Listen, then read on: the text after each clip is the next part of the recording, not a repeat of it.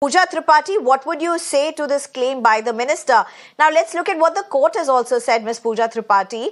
Court has also said there, as of now, doesn't seem to be any mass leakage. But how do you look at this?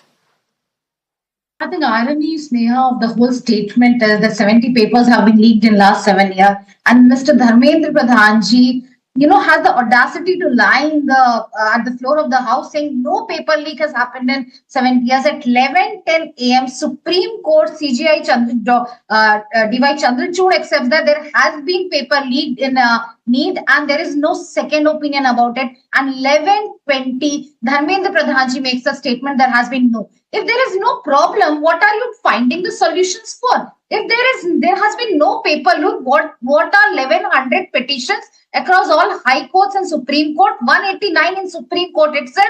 What are they petitioning for? If there has been no paper leak, why did the NT open up the grievance, the registration window a month later after the registrations were closed? Why has CBI arrested multiple people from Patna, Hazaribagh, Jhajjar? Why has 38 out of 50 centers in Seeker have people scoring more than 650?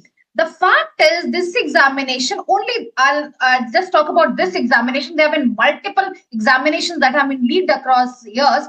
There has been breach of sanctity. There's been paper leak at every stage, from registration to the centers were compromised. Jhajjar, Godhra is there before us. Seeker is there before us. It came across in Supreme Court too. And then there has been arrest. And right now, till there was a national outrage, till the students and the parents of 24 lakh students were not on streets, Dharmendra Pradhanji was patting the back of NT and saying there has been no leak happening and everything is foolproof, soundproof. When Supreme Court intervened, they had to give an answer on the grace marks, which is another dubious story in itself.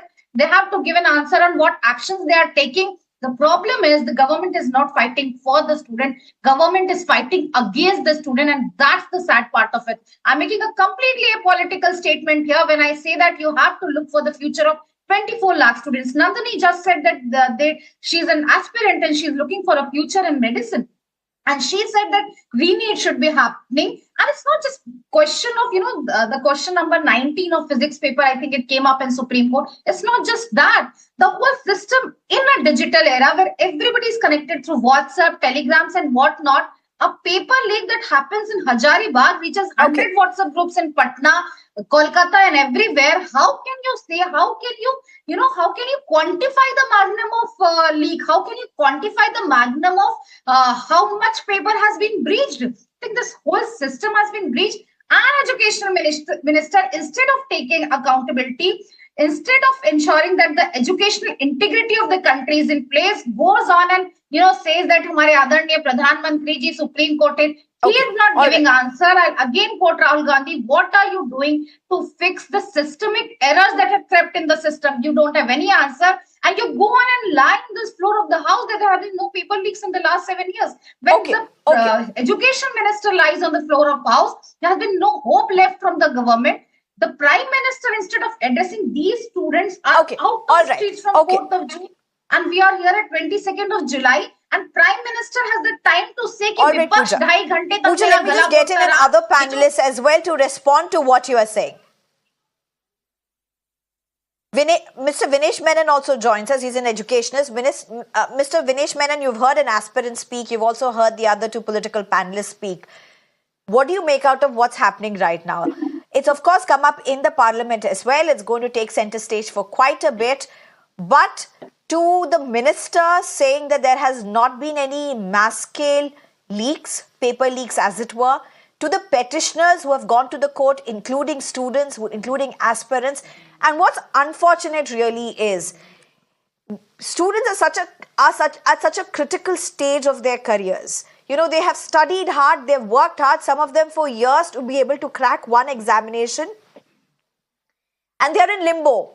They don't know which way forward they're going to be going. They don't know whether they need to be taking this exam again, whether they'll be able to go ahead with their plans. Nobody knows anything as of now. This is just absolute injustice. I mean, let's just put yourself and myself into the shoes of these students. It's distressing to say the least. Yeah. Thank you, Sneha. Look, I think the last line is the one that we need to focus on the most. The fact is, I'm not a politician. I'm not a regulator. I'm not CBI. True. I'm not a legal person. I'm not in the court. I'm an educationist. And actually, I'm not even a NEET aspirant like Nandini. And therefore, my heart bleeds for Nandini and the lakhs of children or students like Nandini who are NEET aspirants.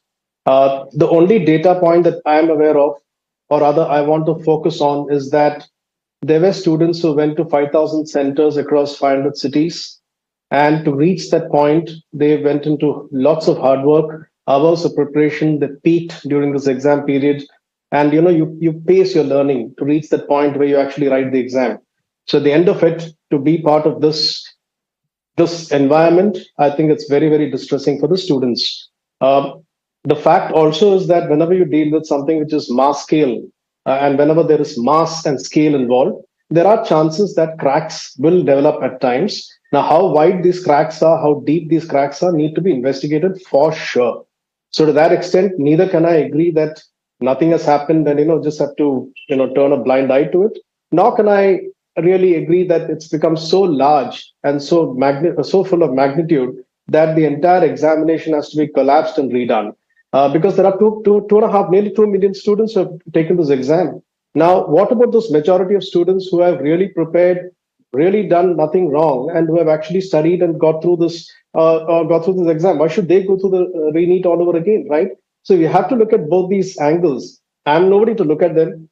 I'm glad that it has reached the highest point of, the highest level of the highest court in the country. I'm glad that the investigation is happening at the highest level. My belief is that if the investigation goes right, the data that's coming out can eventually lead to inferences, and from those inferences can become the solutions which need to be done for the future. But to completely scrap it right now, I don't agree with it.